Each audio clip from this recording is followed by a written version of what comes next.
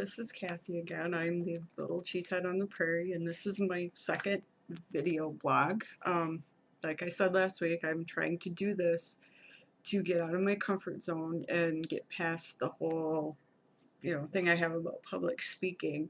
So, there were some people that commented last week and said I was brave for doing this, and I'm either brave or crazy. But anyway, um, the first thing I wanted to talk about today was, an update on my whole, giving up red meat for Lent. Um, I have to say thank you to Mary McCoy Dressel who told me that ham is indeed red meat, so I know I can't have it.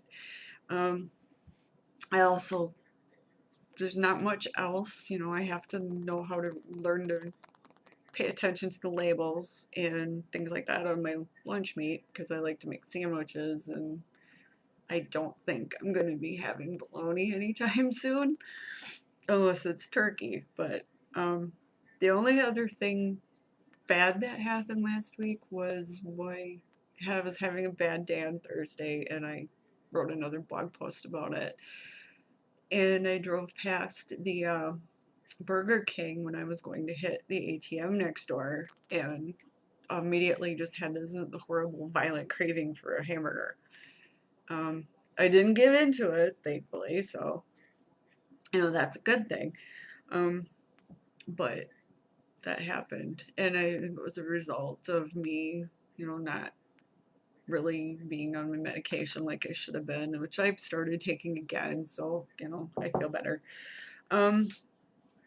The other thing I really wanted to talk about today was a post I had thought about writing, but because there's a lot of graphics and Photoshop and things like that involved, I didn't have time to create it, so I thought I would talk about it today.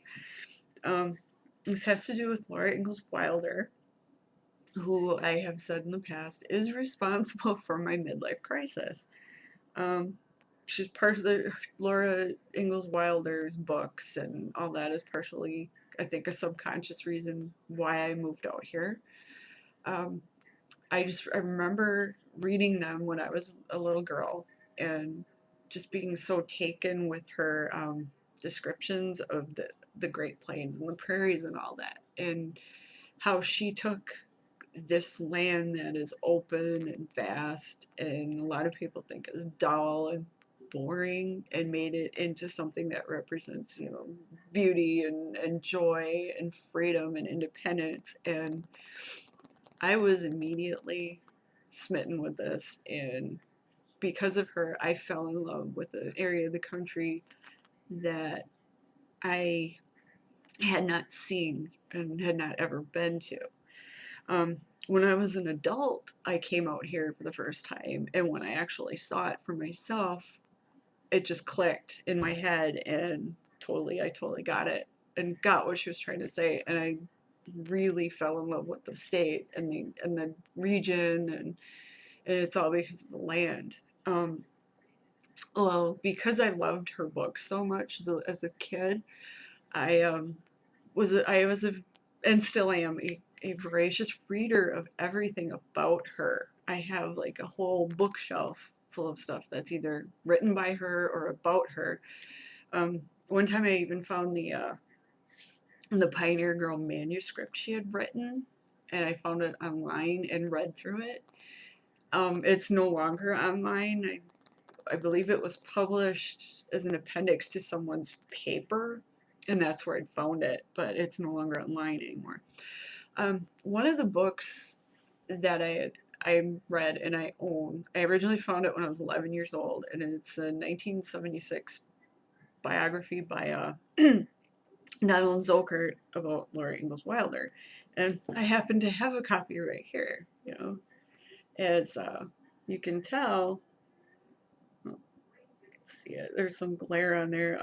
The cover art obviously reflects the television show. You have,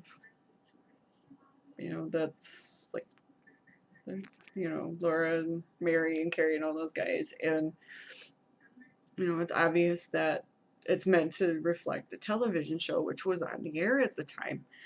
Um, I should probably hold this back up again. I have to say that Carrie, who is like right down here, kind of looks, I don't think you can see her clearly, looks like a boy I went to school with. She's exactly like that in the face. But anyway, I was actually more of a fan of the books than the TV show, which I can, say.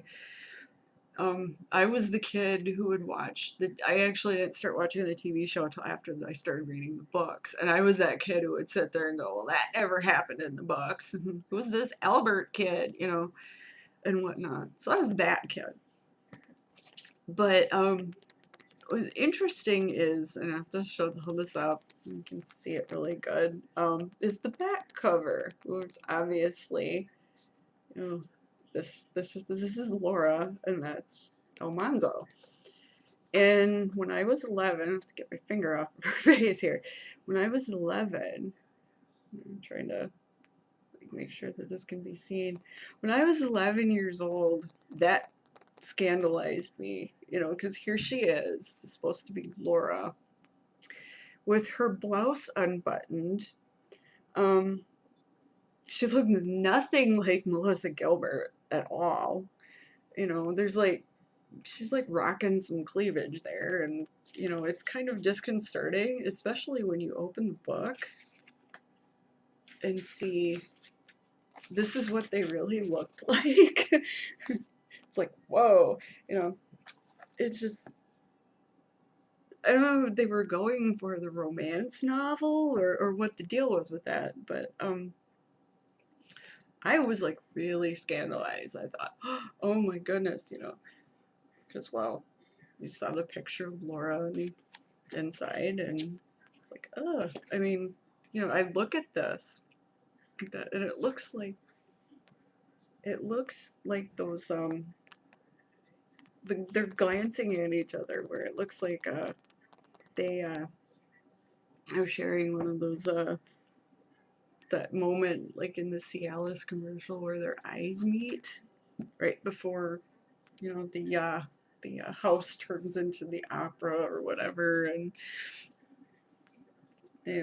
that thing. But yeah, that totally actually sounded better when I was saying this to my husband. But then I noticed something else on the back of this book, and I don't know if I can get a good picture of that, but it looks kind of blurry. I would have to see if I can focus on this a little better. But who is that supposed to be? I mean, like, who? I mean, is that supposed to be Pop? Or is it Doctor Who? Or is it like someone from the 1970s who took a wrong turn in a time machine at 1925 and ended up in the 1870s? I don't know. I'm like, who is that? It's just weird, but. So here's a better shot of the cleavage. That's just, yeah, so that's pretty much like what I wanted to talk about today, and that's it. So hopefully I can do this next week and I get better at this, and we'll see you then.